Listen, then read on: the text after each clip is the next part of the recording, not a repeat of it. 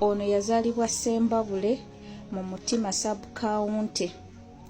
Ono enamba yeri 0756032908 mumuweereze message mpaka kuwulira bubi. Ono ayigiriza n'abaana abato obutujju ne girlfriend we akiwaako obujulizi. Kana akavubuka ke mwalaba jjo ku lw'omukaaga nga kakuba abantu eggulu. Bwe bamaze okukaprofilinga ne baleeta ebifaananyi byako ne famire yaako. Mu ssaawa nga 8 kaavuddeyo ne katandika okukola katemba. Ne katulaga nti ko kali Abu Dhabi.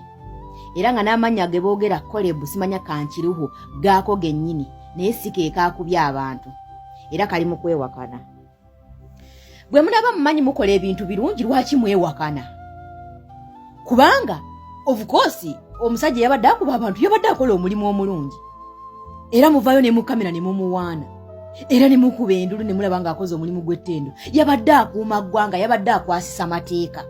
Kaakati bwe baggamba nti bannangono ye musirikale yabadde akwasisa amateeka g'eggwanga eyabadde akolera eggwanga omulimu omulungi, lwaki ovaayo ne weewakana?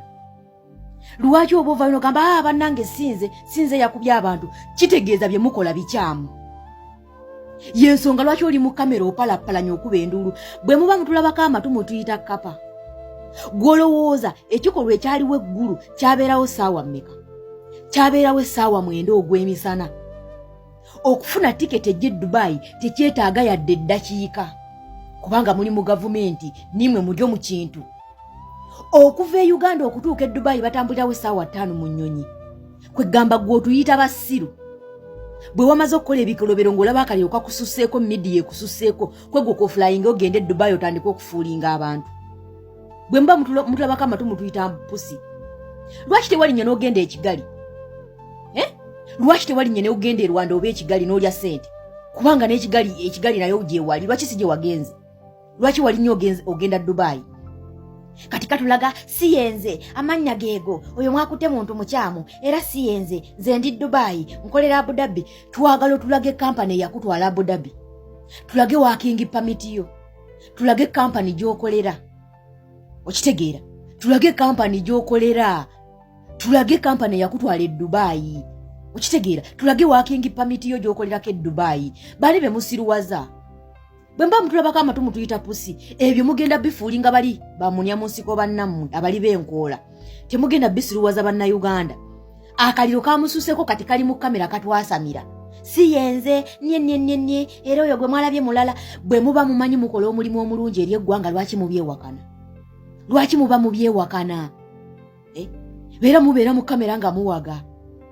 Abaana babatiireje ntuza bateera ntuza biita ntuza kukolaki kumula yeri mangu nimukole ebintu birungi nibishemeza ihanga nibibaha pride nibereka ngu mujja bamaani mbwenu nimukwasa amateeka g'ihanga. Why are you denying it? Abwenki nono obyehakana. That is a good job. Mukozire omulimu omulungi. Mubire ni mukuuma obusinge bw'ensi. Mubire ni protecting the peace of Ugandans. So why are you denying your good jobs you are doing? Abwenki ni mubyehakana. Abwenki ni mwehakana emirimu emirungi ey'imuliro ni mukolera abanyayuganda. Why?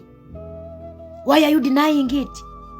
If you know that your fellow tribal mate oba nikole bakandu oba kanjero oba kabiki nimwe mukumanya kwaye no manyangwa bere nakuru omulimu omulungi guru ali kutera abantu amahanda nenko ninkembwa abwenki no byehakana. You could be proud of that job. Okabira no oba proud of that job of your fellow tribal mate. Wacha tegereza okabira oli proud. Okabira no yemerero mu kamera gira ni mumurebire. Akozira omulimu omulungi.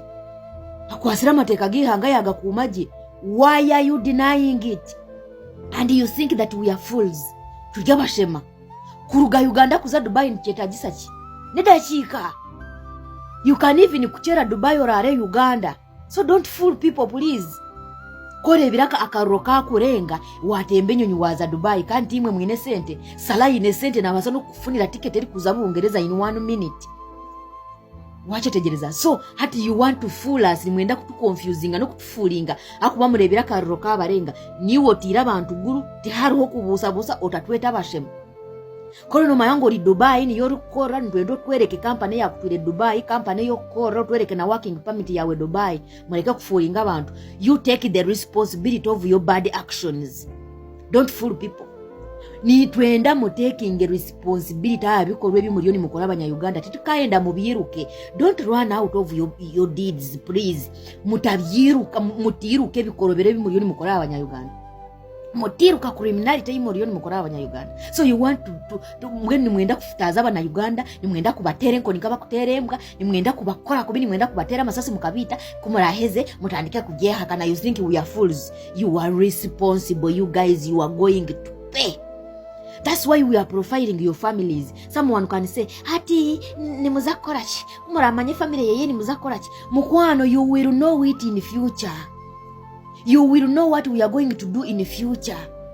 That profiling, you will know the use of that profiling in the future. You cannot know right now because you are the one in power, because you have each and every powers to do evil. But you will know the use of profiling your families in the future. That's why you will know the use of that.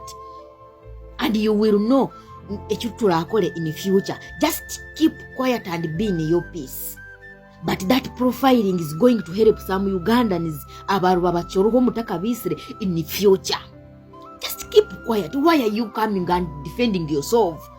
The guy was doing a great job and you are happy about that. Kuba kutera abantu mushemererwa, musheka, mutere nduru, mureba ngo bakora umurimo murungi. So if they saw that this fund was doing a great job to Uganda as a country and on Ugandans he was keeping peace, why are you denying the great job you are doing, please? Just own it very proudly. Be proud of it because it was good for you. Why are you denying it? That shows that you are doing evil. You also know that what you are doing on Ugandan is evil. That's why you are denying it right now. But my dear, you are going to take the responsibility. You are going to take the consequences. You are going to face it with your families in the future. You will pay. You will pay. We are assuring you guys.